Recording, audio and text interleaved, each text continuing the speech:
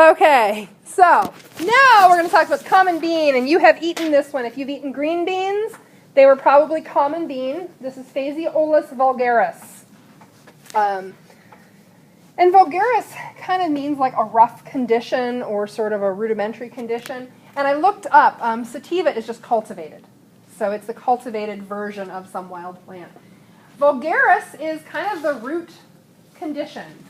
And pretty much every bean that you've ever eaten has been Phaseolus vulgaris. This is your kidney beans and your cannelli beans and your little black beans and all of those. Great northern beans, not garbanzos, those are a whole different thing. Pinto beans. And the cool thing about Phaseolus vulgaris is we can eat it green. That's the green bean out of the garden. Delicious. Raw off the plant, lightly steamed with some butter.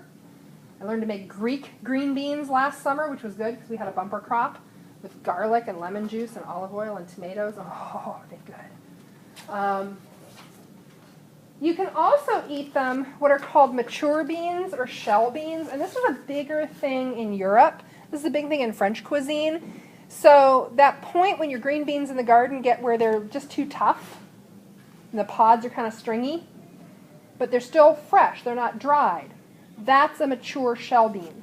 And so you shell those beans and you cook them lightly, and those are eaten. And of course we eat them completely matured and dried as a dried bean. This is, I think, well, okay, it's the second species we've talked about where they are primarily grown for direct human consumption. We do not feed beans to livestock. We don't make biodiesel out of beans. We grow them, people eat them. So they're, I kind of like that about them. It's growing food, not ingredients. And there are about 20 million tons of beans grown every year. I wanted to look up where the biggest regions for bean harvest. I think, as I recall, Brazil was actually #1 in bean production. The U.S. is in the top 5, but I don't even think it's #2. I'd have to look it up again. As I'm going through this, I'm typically like reading a ton of things over the course of a few days, and so it all gets jumbled up in my head. But I think I remember Brazil was #1. Beans are also really important because in a lot of countries, they are people's primary source of protein. Again, I keep saying it, and I will continue to say it. We are living in a very strange place in time and space, in that it's people actually are trying to avoid getting calories. That's not been the case for any of human history prior to this. And it's still not the case on a lot of the planet. There are still a lot of parts of the planet where people are concerned about getting enough calories, not too many. We're in a really weird position.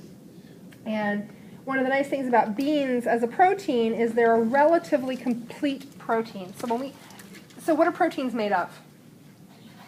Amino acids, yes. And meat and eggs and dairy products provide all the amino acids in different proportion. Most plant foods don't provide all the amino acids. So they're incomplete proteins. Beans are closer to complete. They're still not a complete protein. In the 70s, there was a wonderful cookbook I remember reading in college, which was not the 70s for me, but the Small Planet cookbook, and it was based on Francis Moore Lapay's. Basically, it was advocating for vegetarianism on ecological grounds, that when we eat lower on the food chain, it's better for the environment. We're using less energy. Instead of growing all those soybeans and feeding them to the cattle and then eating the cattle, we could just eat the darn soybeans ourselves. And the big idea there was complementary proteins. And that for vegetarians, if you were going to eat, beans, you need to eat them with rice. And those complement one another, and together they give you all the proteins. What we've since found out is you don't need to be all freaky weird about it. If you just eat a varied diet, you're getting all those amino acids. But back then, vegetarianism was kind of a radical thing in this country. And so, there was all this concern about the protein. And, the idea of complementary proteins. The nice thing is beans come pretty close to a complete protein in terms of a vegetable source. So beans are interesting also because they were probably domesticated twice. And this is a little bit like wheat, where wheat was domesticated probably in a few different places, sort of all at once. Do you remember me talking about epicenters of genetic diversity? and how you can go back and look at genetic diversity, and the more genetic diversity you get, the closer you think you begin to believe you are to the bullseye of where this plant originated.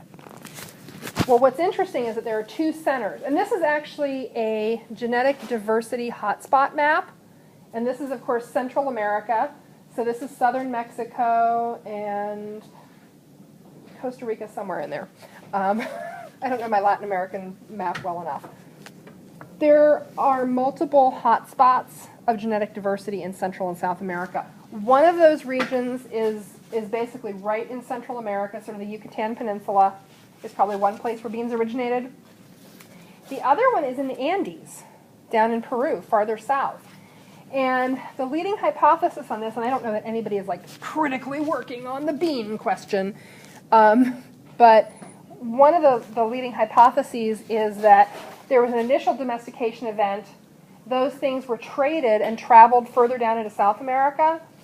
And then those cultivated, just barely cultivated, sort of primitive crops escaped into the wild, interbred with wild plants that were already there and then were re-domesticated. So that's why that's the leading hypothesis for why you see those two hotspots. This is something I did not know. The wild ancestor is still out there, and it's also still called Phaseolus vulgaris. They give it a cultivar name, which is weird because it's not cultivated, but they give it a variety name of aborigines. So it's the aboriginal strain of the bean. And there are also what are called landrace varieties. So landrace varieties are things that really, they're just found locally. You can only find this variety here. It was probably pretty much domesticated there. And that's what they talk about with landrace varieties. So my plan for today, I had 5 kinds of beans in my kitchen. I was going to bring them all. We were going to look at beans because I think that's cool and they're pretty. And I managed to bring the soap for chemistry and the scale for physics, and I managed to forget the beans for botany. So with that, what we're going to do, we will pick up beans tomorrow.